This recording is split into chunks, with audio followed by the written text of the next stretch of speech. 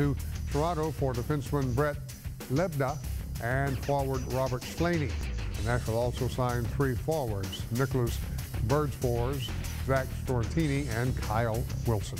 And by the way, the Preds will have their annual Skate of the Union address this Wednesday at the Bridgestone Arena. Our Mike Rogers is here now, and Mike, you recently visited with head coach Barry Trotz and talked to him about the busy offseason and what's ahead.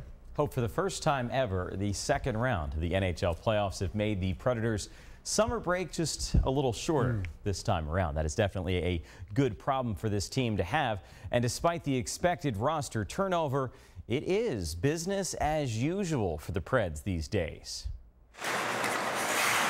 The summer schedule is moving right along for the Nashville Predators.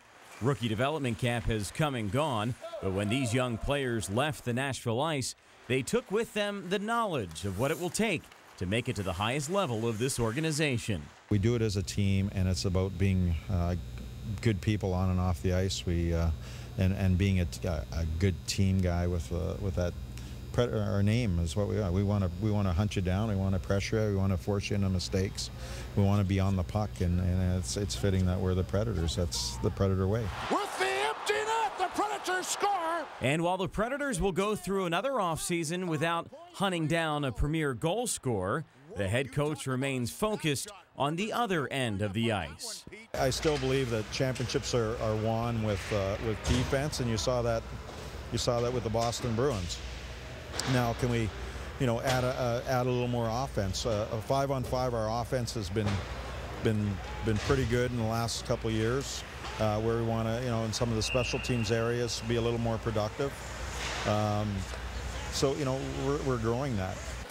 And now the puck came right into front. Jeffrey put it in. Homegrown talent is also a big part of the Predators' way. And once again, the team will have to rely on what they already have to contend next season. Veteran forward and fan favorite Steve Sullivan is one of the many departed Predators whose exit will make room for this team's next generation of stars. He gave us a little of that offensive identity, was really a go-to guy for us for a number of years, and then as injuries and age have caught up, and then the evolution of some of the young players in our organization. You have to sort of make some of those hard decisions. It's it's tough, but that's part of the business, and you're going to lose guys, you're going to get some new guys. So I figured that would happen. I didn't think we'd lose all those guys, but it is what it is, and we got to move on and get ready for next season and, with the team that we have. And despite what they have or don't have next season, the team's biggest addition could be something they've never had before. A new approach to winning. Our mindset is not about the playoffs, it's about winning a Stanley Cup. And that's the subtle change, I think, that our organization has got to. And it's not always easy. You say it's easy to say it, but live it is a different thing. It is an exciting time for the Nashville Predators and an exciting time for the National Hockey League. One of the only winter sports that is not in a lockout situation.